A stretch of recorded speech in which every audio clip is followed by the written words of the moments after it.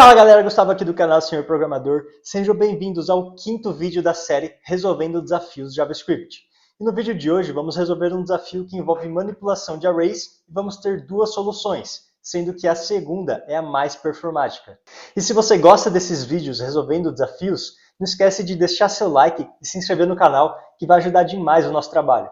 Bom pessoal, então o desafio de hoje é esse seguinte aqui, ó. Faça uma função que recebe dois parâmetros A e B, que são duas listas, ou seja, dois arrays, e retorne a subtração entre essas listas.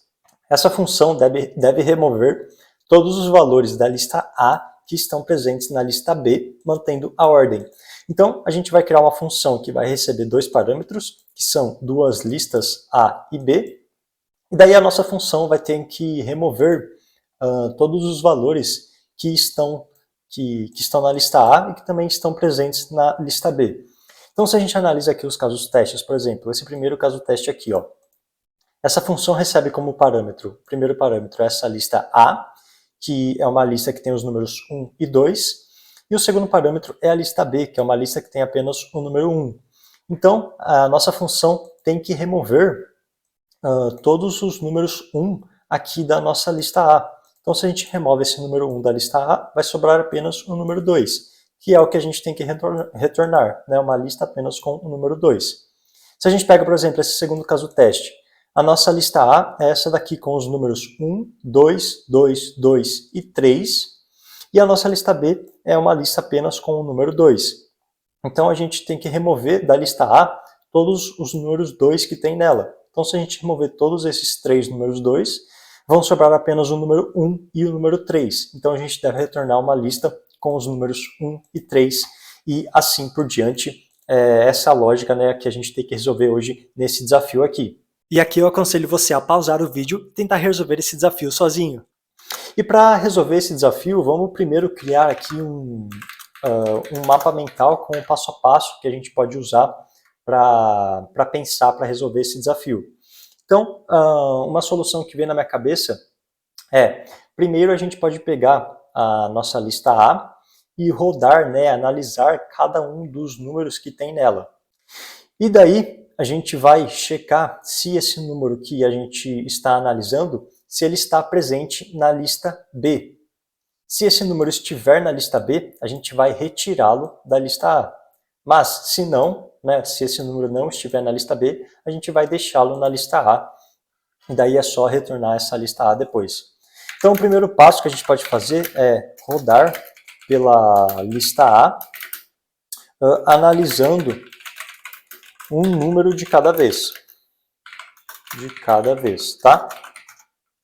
E depois, com esse número que a gente está analisando um de cada vez, a gente vai ver, né, se esse número, então checar se esse número está na lista B, né, se ele está presente na lista B, se ele existe na lista B. E para fazer essa checagem, para a gente checar se um número está presente, né, em um array, em uma lista, a gente pode usar aqui no JavaScript o método include, né, que a gente vai entender melhor como ele funciona daqui a pouco. Daí a gente está fazendo essa checagem aqui, e se esse número estiver na lista B, então se ele estiver, a gente vai ter que removê-lo da lista A, tá? Mas se ele não estiver, ou seja, no nosso se não, a gente vai deixá-lo na lista A, tá? Então esses são os passo a passo que a gente pode seguir para resolver esse desafio. Então vamos começar criando aqui uma função que eu vou dar o mesmo nome aqui que o caso teste já deu, que é essa arrayDiff. Essa função vai receber dois parâmetros que são as listas A e B, e aqui dentro a gente vai fazer esse passo a passo. Então primeiro a gente vai rodar pela lista A, analisando cada um dos números dela, né, um de cada vez. E como eu sei que depois de rodar, né, de analisar um número de cada vez, a gente vai fazer uma checagem nesse número que a gente está analisando, ao invés de rodar pela lista A criando um for normal, a gente pode rodar chamando aqui a lista A e colocando o método filter aqui do JavaScript. Esse método filter, ele vai rodar um por um dos elementos dessa lista A, ou seja, vai analisar cada um desses números um de cada vez, E aqui dentro desse método filter, a gente passa uma função que é como se fosse um teste que a gente vai fazer. E no nosso caso, esse teste que a gente vai fazer é ver se esse número que a gente está analisando está dentro da lista B. Então aqui dentro do filter a gente tem que passar uma função. Essa função, como parâmetro, recebe o número que a gente está analisando da lista A. Então aqui eu vou colocar esse número numa variável number. E dentro dessa função a gente vai fazer de fato o teste, que nesse caso é o teste para ver se esse nosso número number está dentro da lista B. Mas antes de fazer esse teste aqui, vamos primeiro fazer um teste para ver se, por exemplo, esse nosso número é maior que 1, só para a gente ver como que funciona esse nosso método filter no JavaScript. Então, como aqui dentro nós estamos dentro de uma função, nós temos que retornar esse nosso teste number maior do que 1, e o filter, o método filter, ele vai retornar um array, em que dentro desse array vão estar todos os números que passaram nesse teste aqui. Então, se esse number mais 1 for um teste que por exemplo, retornou um valor booleano true, o método filter vai retornar esse number aqui no resultado final. Mas, se esse number que a gente está analisando não for maior do que 1, ou seja, se isso daqui retornar um false, o método filter não vai retornar esse number aqui, tá? Então, vamos pegar o retorno desse método filter, vou colocar numa variável chamada filtered, dessa maneira, e vou dar um return aqui da nossa função arrayDiff, em que eu vou retornar essa nossa variável filtered, e aqui embaixo eu vou chamar essa função arrayDiff, vou passar como parâmetro esse primeiro caso teste nosso aqui, que é esse daqui, e só vou dar um console log nesse retorno para a gente ver no nosso terminal que está sendo retornado de fato. Então vou salvar isso daqui, abrir o meu terminal e vou rodar o Node aqui dentro desse meu arquivo. Então vou rodar o Node nesse meu arquivo index.js e eu posso ver que é retornado um array, né, uma lista apenas com o número 2. E isso por quê? Porque a gente está pegando aqui a nossa lista A, que no caso é essa lista que tem os números 1 e 2, e estamos usando o método filter nela. Então primeiro esse filter vai pegar a primeira posição dessa lista, que é esse número 1. Então aqui a gente está fazendo a análise. Se o número 1 é maior do que 1, isso daqui retorna false, né? Porque 1 é igual a 1. Então se isso daqui retornou falso, o método filter não vai retornar esse number que a gente estava analisando. Daí o método filter vai para a próxima posição da nossa lista A, que no caso é esse número 2. Daí a gente faz essa análise. 2 é maior do que 1, isso daqui retorna true. Então como isso daqui retornou true, o método filter vai retornar esse number aqui nessa variável filtered. Por isso que só é retornado uma lista com o número 2 aqui pra gente. Mas se no caso nesse teste eu tivesse colocado que eu quisesse aqui analisar se o number é maior ou igual a 1, e eu rodasse de novo esse nosso projeto, a gente pode ver que agora o número 1 aparece aqui pra gente, porque agora se a gente analisa se o 1 é maior ou igual a 1, isso daqui retorna true, e se isso daqui retorna true, o método filter vai retornar esta variável number aqui pra gente, tá? Então é basicamente assim que o método filter funciona no JavaScript. E agora vamos, de fato, resolver este nosso exercício aqui. Então esse primeiro passo de rodar pela lista A, analisando um número de cada vez, a gente já está fazendo isso com o método filter. E esse segundo passo aqui, ó, checar se esse número está na lista B, é o teste que nós vamos fazer aqui dentro da função do filter. Então aqui dentro a gente vai ter que checar se essa variável number, esse número number, está na nossa lista B. E para fazer isso, a gente pode pegar a nossa lista B e usar o método include nela, em que a gente vai analisar a nossa variável number. Esse método include aqui, ele está fazendo o seguinte, ele vai pegar a nossa lista B e analisar cada um dos elementos dela. E ver se cada um desses elementos, se pelo menos um, é igual ao valor da nossa variável number aqui. Se isso daqui for true, né, se pelo menos um número for igual ao que estiver aqui na nossa variável number, isso daqui vai retornar true, mas se isso daqui não tiver nenhum número que for igual, vai retornar false para a gente, tá? Se a gente salva isso daqui e roda esse nosso projeto, a gente pode ver que é retornado uma lista apenas com o número 1. Mas a gente queria retornar, né, nesse nosso caso teste, uma lista apenas com o número 2. Então é o contrário, né? A gente quer fazer o contrário.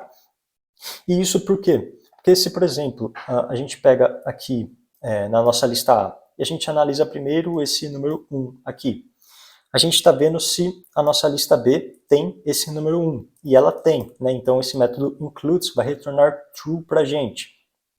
Então esse number está sendo retornado aqui do nosso filter, por isso que aqui retornou o número 1 para a gente. Mas no caso a gente quer que, quando esse number estiver dentro da nossa lista B, que ele não seja retornado aqui pelo nosso filter, né? Porque a gente quer tirar ele, né? Aqui, ó, a gente quer remover ele da lista A. Então, para isso, a gente pode inverter esse booleano que esse include está retornando para a gente, colocando aqui um sinal que é um ponto de exclamação. Esse ponto de exclamação aqui no JavaScript, ele sempre vai inverter o sinal do booleano que vier depois dele.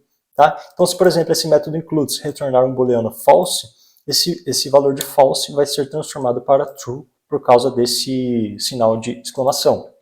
E isso daqui já vai resolver esse nosso problema. Então, se eu salvo aqui e rodo de novo esse nosso projeto, agora sim eu posso ver que esse primeiro caso teste está retornando para a gente aqui esse array apenas com o número 2. E antes de testar os outros casos testes, né, a gente pode já simplificar essa nossa função para ela ficar um pouco mais concisa. Então aqui nessa função que nós estamos criando dentro do método filter, eu posso transformá-la em uma arrow function. Então eu posso retirar essa palavra função e colocar aqui essa setinha, né, que é referente a uma arrow function. E aqui, como nós temos apenas um parâmetro, eu posso remover os parênteses que ficam em volta desse parâmetro.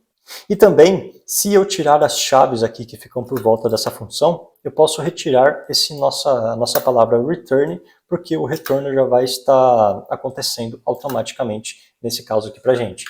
Então agora sim, vamos fazer o teste para esse nosso segundo caso teste, que é este daqui. Eu salvo e ele deve retornar uma lista com os números 1 e 3, que é o que acontece. Eu vou pegar esse outro caso teste, é para retornar uma lista com dois números 2. Eu rodo aqui e é o que acontece. Eu vou pegar esse outro caso teste, que é para retornar uma lista vazia, sem nada dentro dela. Beleza, é o que acontece. E esse nosso último caso teste aqui é para retornar esta lista aqui com o número -9, 0, -9, -1 e 9, que é exatamente o que está acontecendo. Bom, pessoal, a gente já resolveu, né, essa nossa função arrayDiff, já está resolvendo de uma forma bem certa o que o nosso enunciado pedia, né? Mas a gente pode pensar em uma outra forma para resolver esse mesmo desafio, que inclusive é uma forma um pouco mais performática do que essa que a gente fez aqui nessa nossa função arrayDiff. E para essa segunda forma, nós vamos utilizar um objeto aqui do JavaScript, que é esse objeto set aqui. Tá? Esse objeto set aqui, a gente pode armazenar dentro dele valores únicos e também valores de qualquer tipo. Ou seja, eu posso armazenar aqui dentro dele valores como, por exemplo, strings, números ou valores booleanos e assim por diante, mas esses valores vão ser únicos aqui dentro.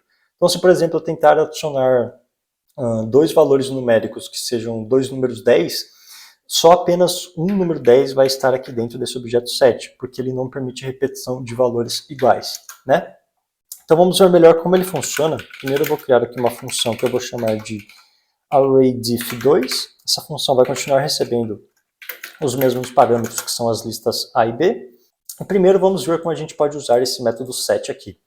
Então para a gente usar ele, eu tenho que criá-lo com o construtor dele. Então aqui eu coloco um new set. Tá? E dessa forma eu já estou criando um novo objeto set. Eu só vou armazenar esse objeto numa variável que eu vou chamar de mais7, dessa maneira aqui. E agora, se eu pego essa mais7 aqui e coloco um ponto, eu posso ver que esse objeto set tem todos esses métodos aqui que nós podemos usar nele. Então vamos usar primeiro esse método add aqui, .add, para a gente armazenar valores dentro desse nosso objeto.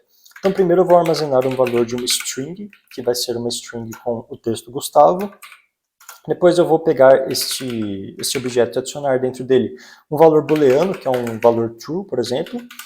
Depois eu vou adicionar aqui um valor numérico, que é o valor 10, e vou tentar adicionar, né, dois valores 10 para a gente ver o que acontece nesse objeto set.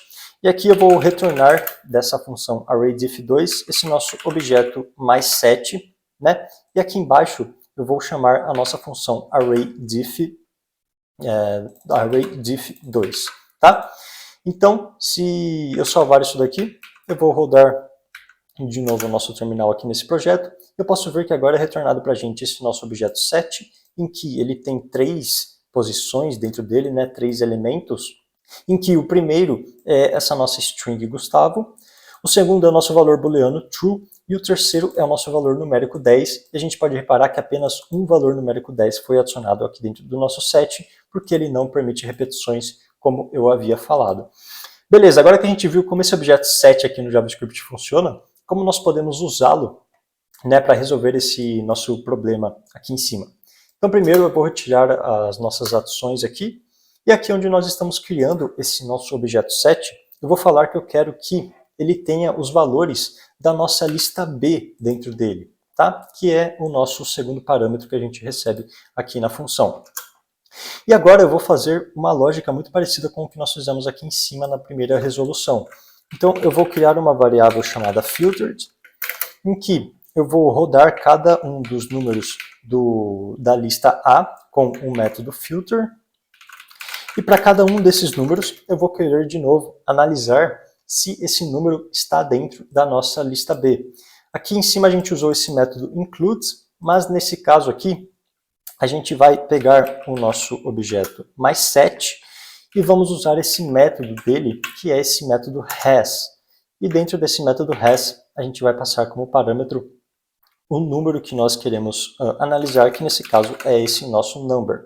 Então esse método has aqui funciona de forma semelhante a esse método includes que a gente usou aqui em cima. Ele vai pegar o nosso objeto mais 7, que tem os valores do parâmetro da nossa lista B, e vai ver se dentro desse objeto, né, se dentro dessa lista B, existe algum número que é igualzinho a esse number que nós estamos passando. Se existir, isso daqui vai retornar true, mas se não existir, isso daqui vai retornar false, tá? E aqui nós temos que colocar aquele nosso ponto de exclamação, seguindo a mesma lógica que a gente já comentou na nossa primeira função. Se a gente dá um return aqui do nosso filtered, a gente pode ver que os nossos casos testes vão continuar a funcionar da forma que nós esperávamos. Então a gente pode ver que as nossas duas resoluções aqui dessas nossas duas funções, elas seguiram a mesma lógica, por isso que elas estão bem parecidas mesmo, né? Mas esse método has aqui do objeto set do JavaScript, ele é mais performático em tempo de execução, ou seja, ele é mais rápido do que esse método includes aqui. Então, se por exemplo a gente tivesse nesse exercício duas listas A e B que fossem extremamente grandes, essa nossa segunda função com esse método has aqui do objeto set do JavaScript ia performar de uma forma mais rápida do que essa nossa primeira função com esse método include. Lembrando que o link desse e dos outros desafios que a gente já resolveu aqui no canal estão lá no GitHub e o link está aqui embaixo na descrição. Não esquece de se inscrever no canal e comentar aqui embaixo caso tenha resolvido esse desafio de outra maneira. Fui!